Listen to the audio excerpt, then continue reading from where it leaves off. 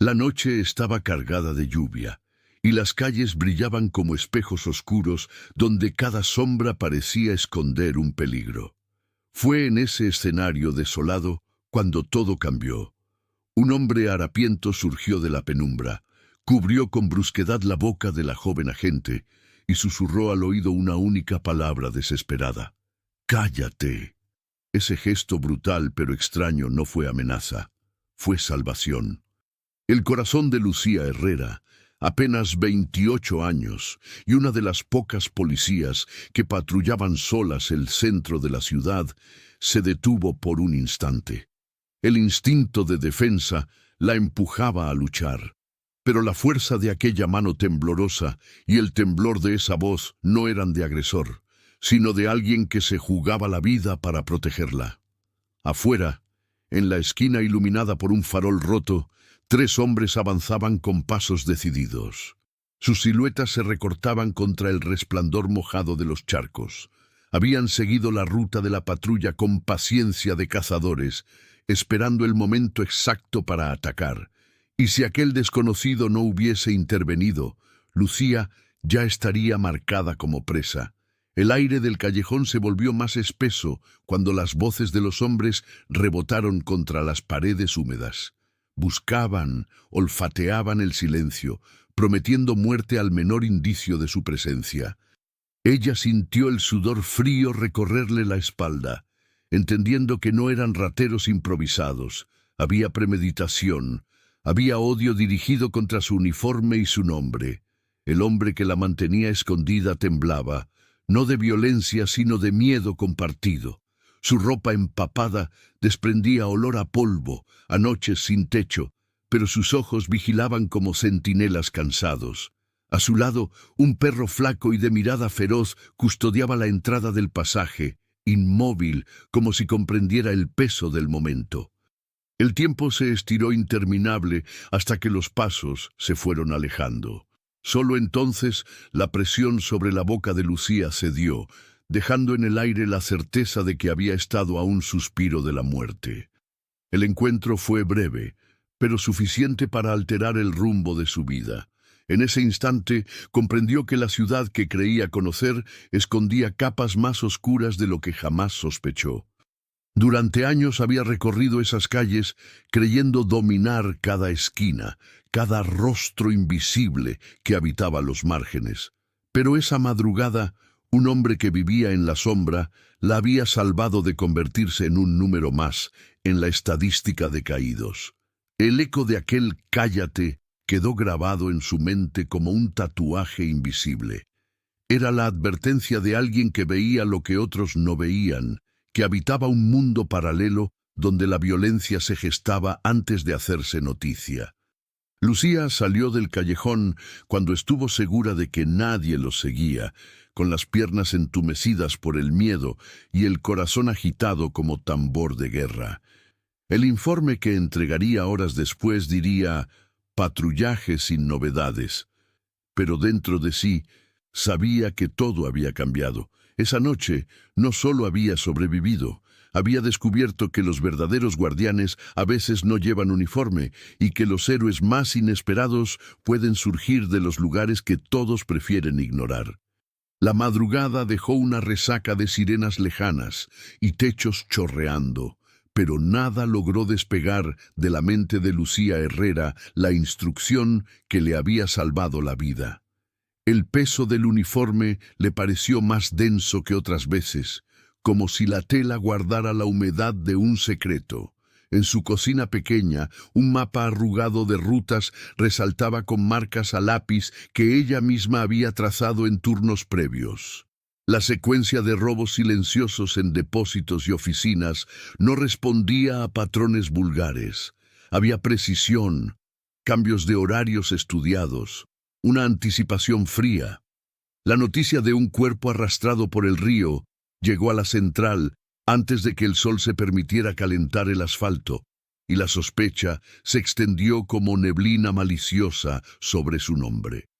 Las imágenes borrosas, grabadas desde un balcón oscuro, pretendían incriminarla por proximidad, por semejanza, por conveniencia. La ciudad anónima que podía ser cualquiera, afiló el rumor tras las persianas. El recuerdo del hombre que la había rescatado, con la piel curtida por la intemperie y los ojos despiertos de quien duerme con un oído dentro de la noche, se impuso sobre el miedo. La certeza de que ese desconocido veía lo que otros no veían modificó la brújula interior de Lucía. No podía permitir que el río cargara culpas ajenas, ni que su expediente se tiñera con tinta de trampa.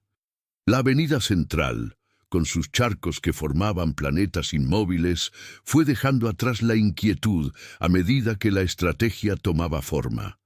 Era necesario salir de las rutas previsibles, romper con los hábitos que cualquier cazador paciente podía haber aprendido.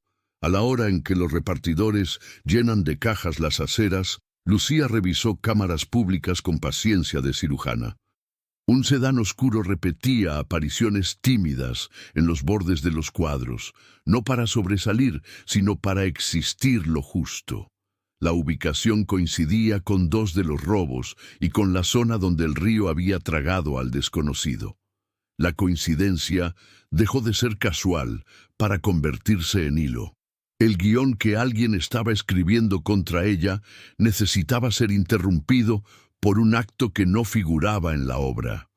Lucía cambió sus recorridos, cortó diagonales por pasajes que solo los locales usan para atajar, y evitó cruzar miradas con las cámaras que conocía de memoria. Su sombra se volvió otra. Su cadencia se hizo irregular para no dar compás a quien la midiera. La ciudad mantenía su anonimato como escenario: mercaditos con toldos verdes, talleres con puertas de láminas herrumbradas, panaderías que huelen igual en cualquier barrio del continente. En ese tablero silencioso, la medianoche se volvió un punto de encuentro con el destino, no por romanticismo, sino por estadística. A esa hora, los que vigilan bostezan, y los que cazan cometen pequeños errores.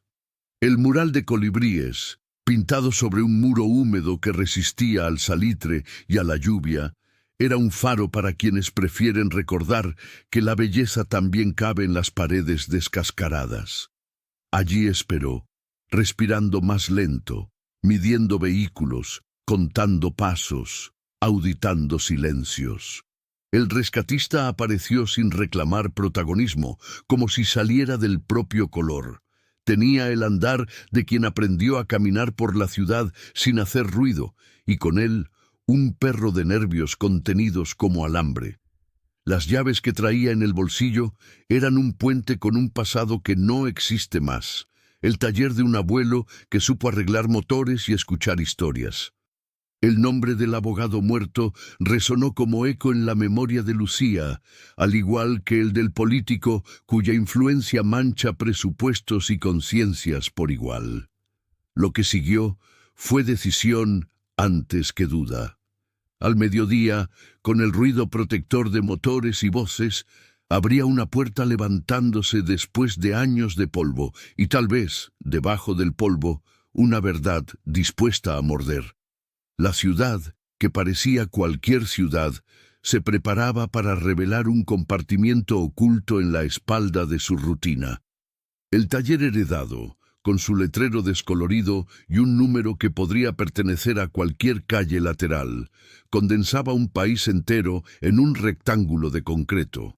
Herramientas ordenadas como si el dueño fuese a volver en la próxima hora, autos detenidos en una última espera, estanterías con piezas que ya no se fabrican, un calendario detenido en un año que nadie recuerda con precisión. El rescatista se llamaba Mateo Álvarez, y el perro respondía al nombre de Luna, una hembra de mirada viva que entendía el lenguaje del peligro. Al levantar el portón, el polvo se convirtió en nube y el olor a aceite viejo devolvió un rostro a la memoria de Mateo, el de un abuelo paciente que sabía desarmar un motor y la tristeza de un cliente sin dinero con la misma delicadeza. Lucía recorrió el espacio con ojos de inventario. No buscaba lo obvio, sino lo que un abogado nervioso escondería en la prisa de 2 semanas antes de morir: la mesa gruesa del fondo, las gavetas con tornillos, los sobres de facturas amarillentas, un armario de madera con marcas de manos. La ciudad exterior mantuvo su ruido de mediodía como un telón que protege, y el interior del taller se convirtió en cápsula de tiempo. La cascada de polvo que cayó al mover una tabla reveló un hueco discreto en el fondo de una gaveta. Dentro, una carpeta con cuero reciente desentonó como una nota moderna en una canción antigua. Bajo los papeles, una memoria portátil se volvió corazón palpitante. La lectura rápida confirmó lo que las sospechas ya anticipaban: contratos inflados, empresas fantasmas, rutas del dinero que migraban como aves hacia climas fiscales más cálidos. En la memoria digital aguardaban voces que no sabían que estaban destinadas a sobrevivir a sus dueños. La computadora vieja del taller tardó lo que tarda la paciencia de una generación, pero terminó cediendo. Las grabaciones expusieron el peso de decisiones tomadas en oficinas, con aire acondicionado. El abogado Ricardo Camacho, confiando al abuelo de Mateo un chequeo final de conciencia, la mención a un engranaje político que engrasaba campañas con el dinero que debía sostener escuelas y puentes. El apellido Tavares caminó por los archivos como una sombra con traje. La certeza llegó acompañada de un vértigo. No se trataba de un robo oportunista ni de un ajuste menor en licitaciones. Era una maquinaria aceitada para extraer valor de lo público y blindar impunidades, y la investigación de Lucía había tocado un nervio sensible. El taller, que debía ser un refugio, podía convertirse en trampolín hacia una emboscada si alguien había notado el movimiento del portón. La respiración de Luna cambió ritmo, como si el aire le hubiese traído un mensaje.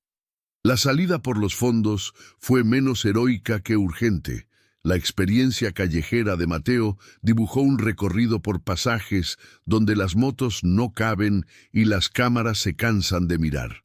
El vecindario genérico ofreció su mejor camuflaje: ropa colgada en patios, olor a sopa en casas pequeñas, vendedores de fruta vociferando precios.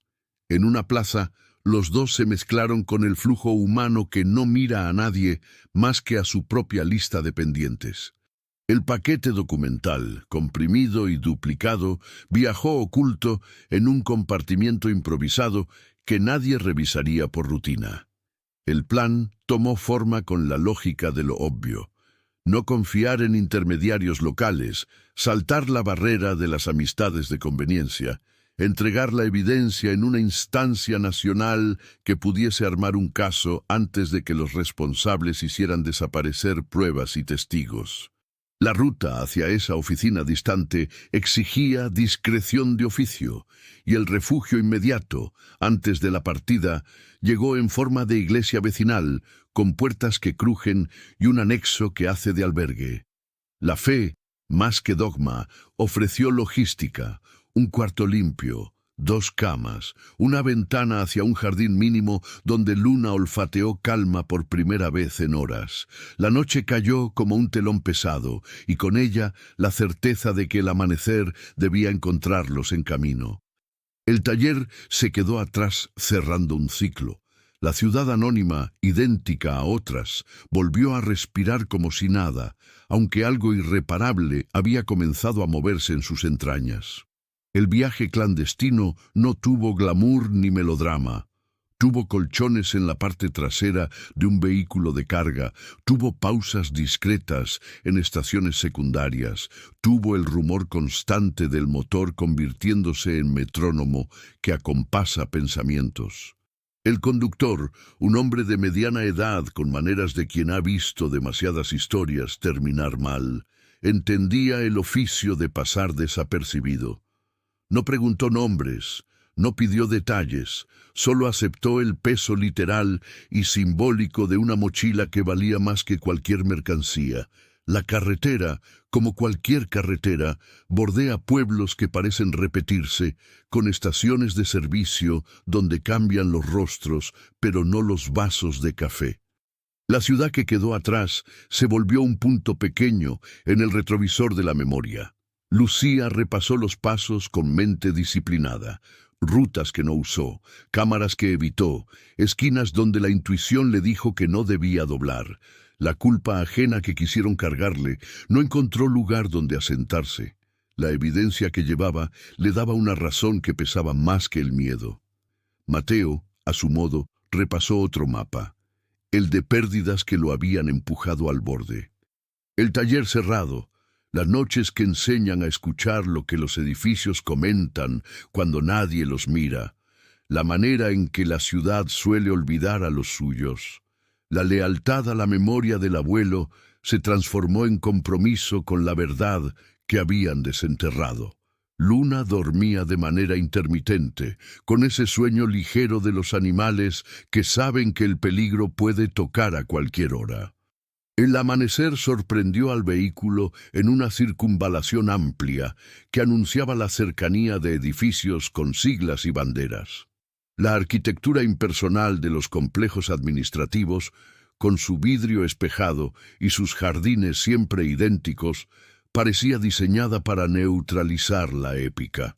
La neutralidad, sin embargo, era justo lo que necesitaban.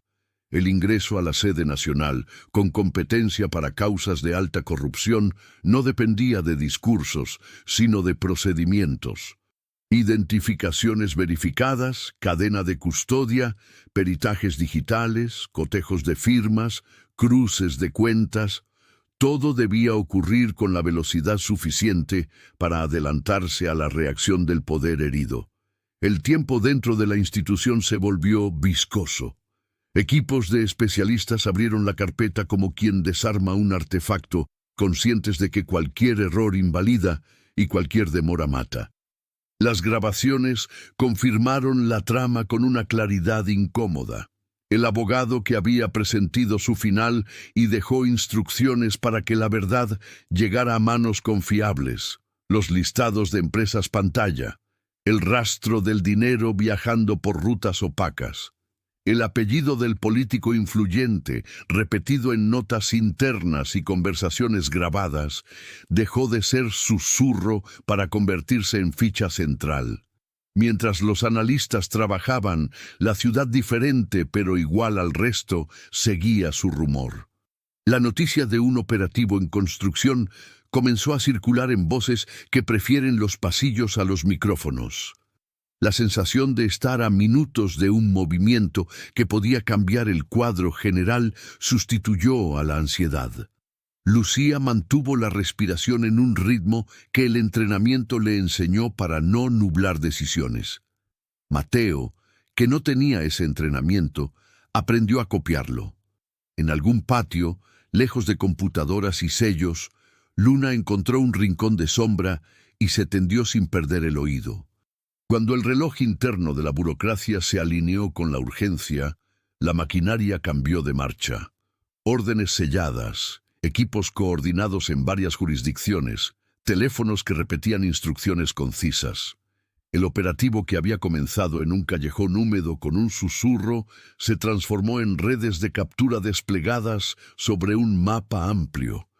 La ciudad anónima donde todo empezó seguía pareciéndose a cualquiera, pero, por una vez, parecía dispuesta a escuchar nombres propios. El impacto público llegó con la contundencia de las noticias que atraviesan barreras de escepticismo. La detención de figuras que se creían inmunes alteró la rutina de despachos y comisiones. Las cintas de seguridad se tensaron en edificios de autoridades, y los rostros acostumbrados a cámaras amigables debieron enfrentar lentes sin preferencia. El apellido Tavares dejó de cubrirse con eufemismos de influencia para fotografiarse esposado. Aún así, la victoria judicial exigía prudencia. La historia está llena de casos que se desinflan por tecnicismos. La cadena de custodia debía ficar impecable, los peritajes irreprochables, la seguridad de quienes portaban la verdad, absoluta. Lucía y Mateo fueron incorporados a un esquema de protección que no entiende de héroes, solo de riesgos. Direcciones temporales, rutas alternas, nombres limitados a documentos internos. El reconocimiento público, inevitable, se mezcló con una sensación de extrañeza. La mujer que había sido blanco de una trampa ahora era emblema de resistencia institucional. El hombre que había sido invisible se convirtió en ejemplo de ciudadanía cuando la ciudad decidió mirarlo. Ambos aprendieron a sostener agradecimientos sin quedarse a vivir en ellos. La investigación siguió su curso más allá del caso puntual. Los papeles exhumados del taller hablaron de una maquinaria más amplia, proveedores coordinados para inflar costos, auditorías complacientes, inspecciones que miraban sin ver. Lo que en la calle parecía un episodio aislado resultó ser parte de una red nutrida por favores antiguos y lealtades recientes. Los técnicos reconstruyeron operaciones financieras con paciencia de artesanos. Los fiscales prepararon acusaciones con el rigor del que sabe que le disputarán cada coma. La ciudad genérica donde todo había empezado reaccionó con su catálogo habitual: indiferencia en unos, rabia en otros, alivio precautorio en quienes habían perdido la esperanza de que algo se moviera. El río que se había llevado a un hombre sin nombre recibió flores sin tarjetas, dejadas por manos que tampoco buscaban reconocimiento. El taller Sosa, todavía cerrado, fue inscrito para convertirse en archivo de memoria cívica, no por nostalgia, sino para recordar que la verdad puede esconderse en lugares que no figuran en mapas oficiales. En el resguardo asignado, Lucía permitió que el cansancio encontrara por fin espacio. El cuerpo, que había obedecido durante días sin pedir permiso, reclamó horas seguidas de sueño. Mateo, por su parte, atravesó un aprendizaje extraño, el de rearmar su identidad con piezas que la calle no suele devolver. La vida entre paredes que no pertenecen a nadie en particular requiere una disciplina distinta a la supervivencia del asfalto. Luna, adaptativa, convirtió cada habitación nueva en territorio protegido y cada pasillo en circuito de vigilancia. Las jornadas se midieron en audiencias, ampliaciones de denuncia, careos programados y avances cautelosos.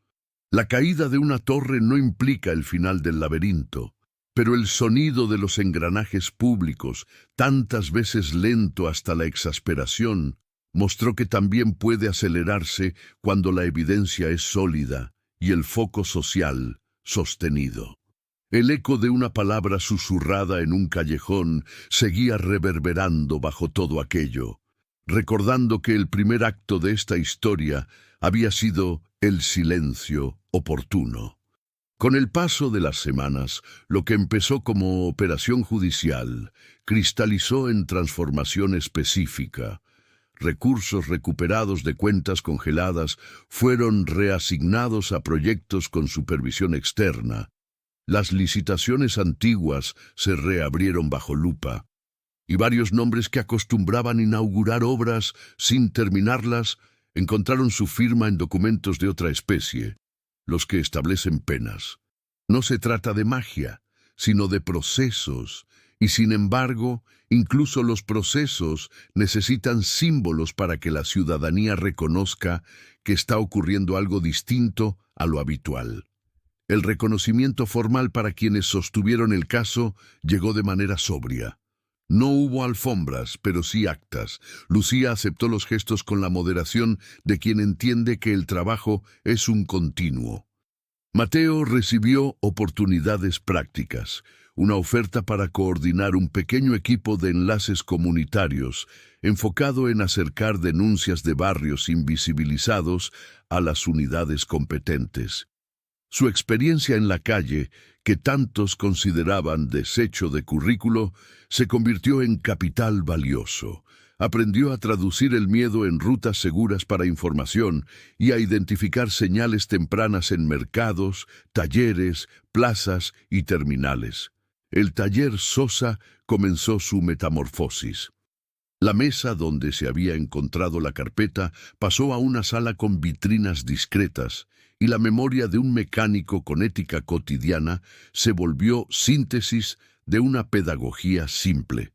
Arreglar lo que está mal, cuidar lo que funciona. Vecinos que antes cruzaban de vereda por pudor comenzaron a acercarse con curiosidad. El olor a aceite fue reemplazado por el de pintura fresca, aunque la pared mantuvo una marca sin restaurar como recordatorio de que la perfección suele mentir. La ciudad siguió siendo la misma y no lo fue. Cambiar su estructura es trabajo de décadas, pero algunas lógicas se alteraron. Los equipos que lucraban con la sombra se volvieron más torpes con la luz encima. La cooperación entre áreas que tradicionalmente trabajaban aisladas encontró en el caso un motivo para ensayar nuevas formas. La prensa, que a veces se cansa pronto, sostuvo la mirada, no por morbo, sino porque cada audiencia traía una pieza más.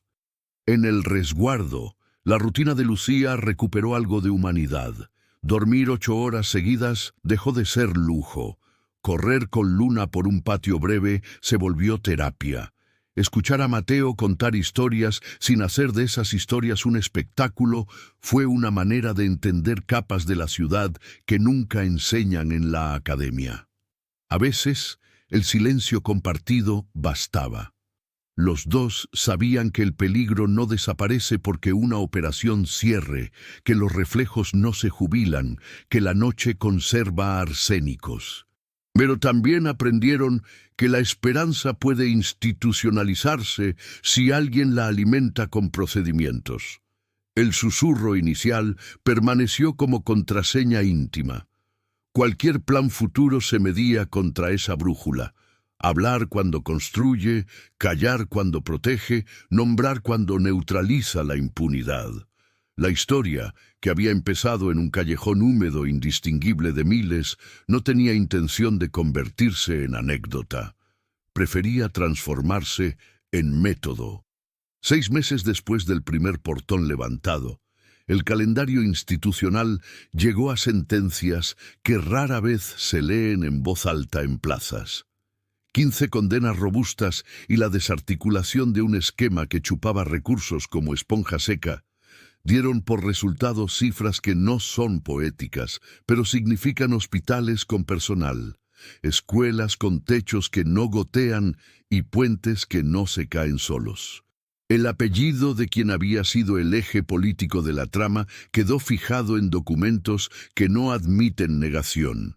La costumbre nacional de olvidar comenzó por una vez a demorarse.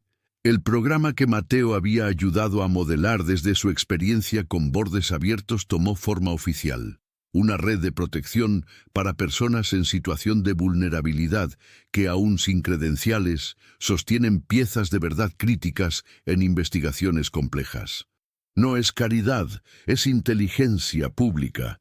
Escuchar a quienes habitan los intersticios permite señales tempranas que la solemnidad de los despachos no alcanza a oír. Mateo aceptó un rol de coordinación territorial, no por ambición, sino por pertinencia. Había aprendido el mapa de los márgenes con los pies, y ahora ese mapa podía hablar en reuniones donde antes solo se discutían presupuestos. Lucía, por su lado, enfrentó una decisión que pocas veces se presenta con nitidez: seguir exclusivamente en la línea operativa o dedicar parte de su tiempo a estructurar protocolos que eviten que otras investigaciones caigan en trampas semejantes a las que intentaron tenderle. La respuesta fue híbrida. Continuó patrullando en turnos acotados, porque el cuerpo necesita recordar por qué existe el papel, y lideró una unidad pequeña dedicada a blindar cadenas de custodia desde el primer rumor hasta el documento final. Su nombre fue invitado a foros que suelen invitar nombres, Ella eligió hablar poco y entregar listas de verificación replicables. El taller convertido en centro cívico abrió sus puertas con una ceremonia sencilla. No hubo discursos ampulosos. Hubo recorrido guiado por elementos que cuentan sin gritar. La gaveta con su compartimiento secreto, una cronología de decisiones, un mapa de relaciones financieras que parece arte abstracto si se lo mira desde lejos. En la entrada, una placa recordaba que la verdad puede esconderse bajo capas de polvo, y que levantar una puerta a tiempo puede cambiar una ciudad que se parece a todas. La noche de esa inauguración, la ciudad anónima respiró con una cadencia distinta. No se venció el crimen ni se abolió la corrupción. Sería ingenuo pensar así. Lo que se logró fue menos glorioso y más necesario, un cambio de expectativas. El ciudadano que antes pensaba que nada sirve, comenzó a aceptar que a veces sí sirve. El funcionario que se creía inmune calculó 2 veces. El periodista que se cansaba rápido se quedó una semana más. El vecino que no quería líos entendió que el lío más grande es la indiferencia. Lucía regresó a casa cuando los últimos invitados ya habían desaparecido en taxis sin historias. Mateo caminó una cuadra detrás, acompañado por Luna, sin otra intención que asegurarse de que la cotidiana siguiera haciéndolo. Las luces se fueron apagando ventana por ventana, como siempre ocurre. El susurro que inauguró esta historia ya no ordenaba callar.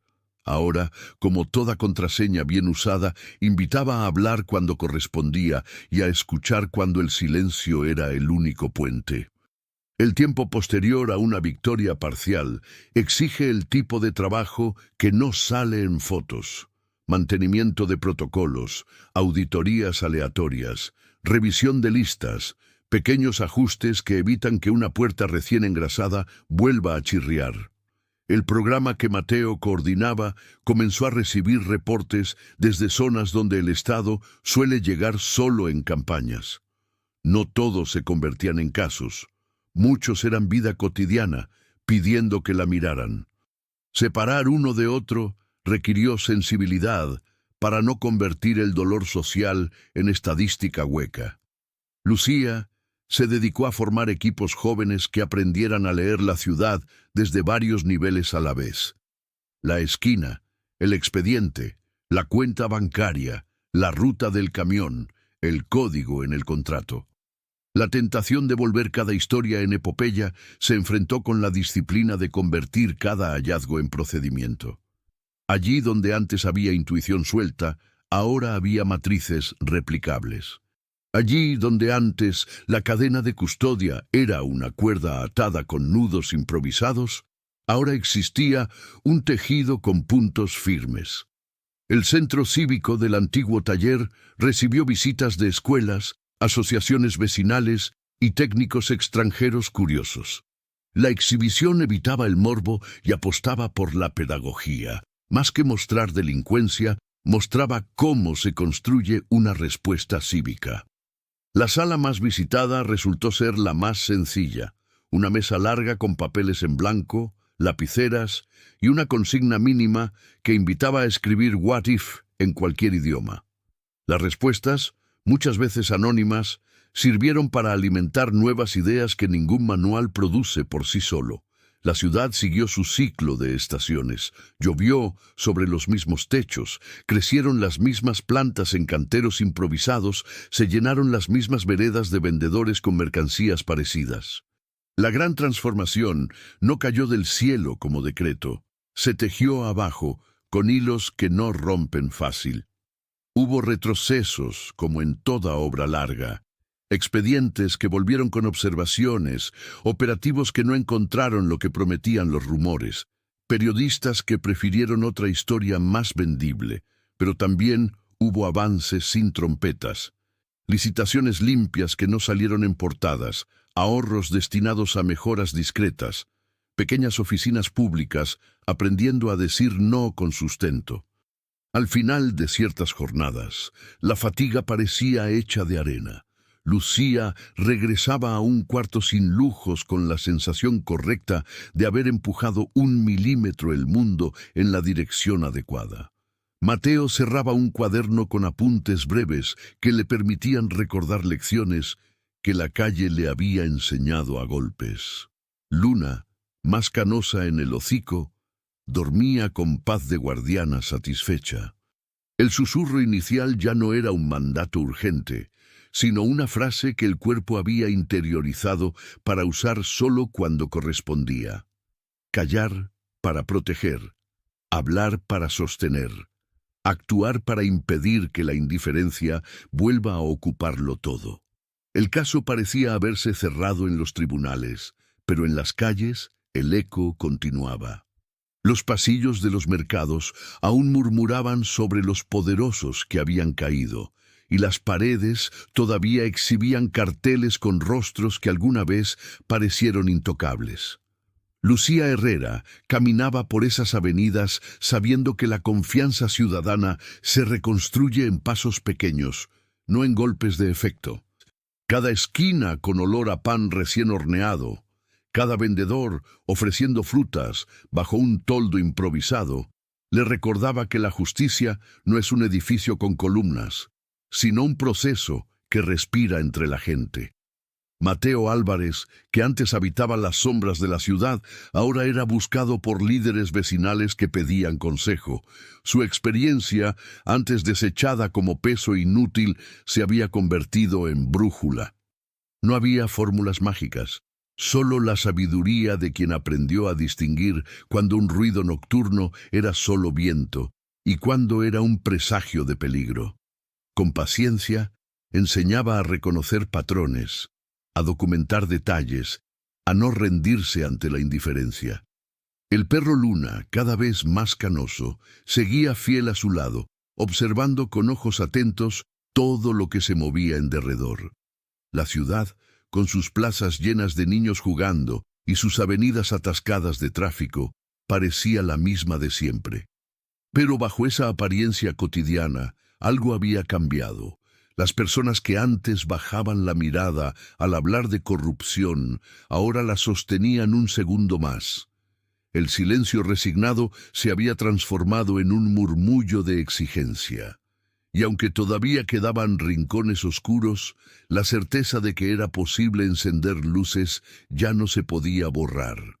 Lucía lo sabía. Cada victoria abre la puerta a nuevas amenazas. Sin embargo, también comprendía que el camino que había iniciado no podía retroceder. Aquel susurro de «cállate» que un día la había salvado se había convertido en un mantra distinto. La importancia de escuchar, de observar con atención, de actuar sin ruido, cuando la justicia necesita raíces firmes. El taller Sosa, convertido en centro cívico, se llenaba de visitas escolares. Los niños corrían entre las vitrinas con la curiosidad intacta, mientras los profesores intentaban traducir en palabras simples la magnitud de lo que allí se había descubierto.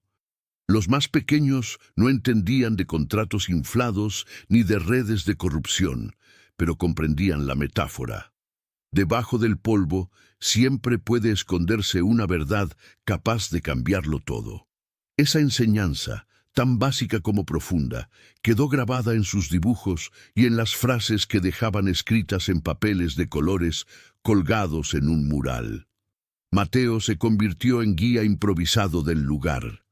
Contaba la historia sin adornos, relatando cómo una carpeta olvidada podía mover estructuras gigantes.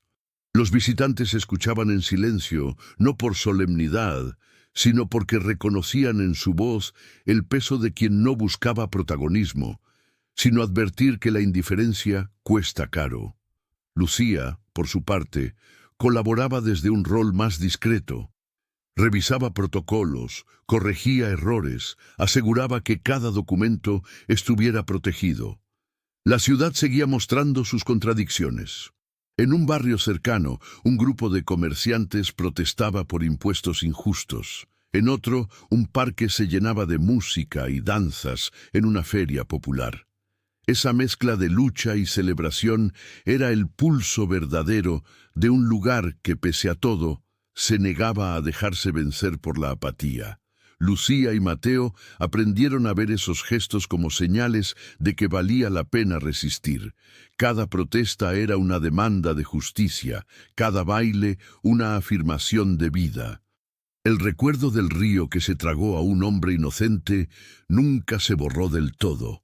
Cada aniversario, flores anónimas aparecían en la orilla, como si la ciudad misma pidiera disculpas por no haberlo protegido. Para Lucía, esas flores eran recordatorio de que el trabajo nunca termina. Para Mateo, eran símbolo de que incluso en el olvido puede brotar memoria. Con el paso de los años, la historia que había comenzado en un callejón húmedo se convirtió en referencia obligada en academias de policía y escuelas de derecho. Se analizaban los errores cometidos por las instituciones, pero también la capacidad de rectificar. Los manuales incorporaron protocolos inspirados en aquella investigación, y el nombre de Lucía apareció en conferencias internacionales como ejemplo de perseverancia. Ella nunca se dejó deslumbrar. Sabía que detrás de cada éxito hay sacrificios invisibles que no entran en las estadísticas. Mateo encontró una nueva forma de pertenecer. Ya no dormía en portales ni buscaba comida en basureros. Ahora dirigía talleres de capacitación para jóvenes en situación de calle, enseñándoles a reconocer riesgos y a defenderse con información. No predicaba teorías, compartía vivencias. Su voz, antes ignorada, ahora resonaba con autoridad. Y Luna, aunque más lenta y cansada, seguía siendo la guardiana leal, símbolo de un camino recorrido a base de instinto y fidelidad. La ciudad, mientras tanto, continuaba siendo escenario de contradicciones. Edificios modernos que crecían al lado de viviendas humildes, discursos oficiales que prometían más de lo que cumplían, vecinos que luchaban día a día por sobrevivir. Pero algo había quedado sembrado: la conciencia de que incluso en los lugares más comunes puede surgir un cambio inesperado. El anonimato de las calles no había sido obstáculo, sino fuerza, porque si puede ocurrir aquí, puede ocurrir en cualquier parte. Lucía y Mateo entendieron que su papel no era sostener un mito heroico, sino mantener vivo un método: observar, documentar, resistir. La verdadera transformación no era un final glorioso, sino un ejercicio cotidiano de memoria y vigilancia. El tiempo terminó por convertir aquella noche de lluvia en leyenda urbana. En cafés y plazas, la gente repetía la historia del morador de calle que salvó a una agente al taparle la boca y susurrarle que guardara silencio. Algunos lo contaban como fábula, otros como anécdota real. Pero para Lucía y Mateo no era leyenda. Era la raíz de un destino compartido. Ninguno buscó ser héroe, y sin embargo, la vida los colocó en el punto donde la historia cambia de rumbo. En los archivos oficiales, el caso se recuerda como un golpe decisivo contra una red de corrupción.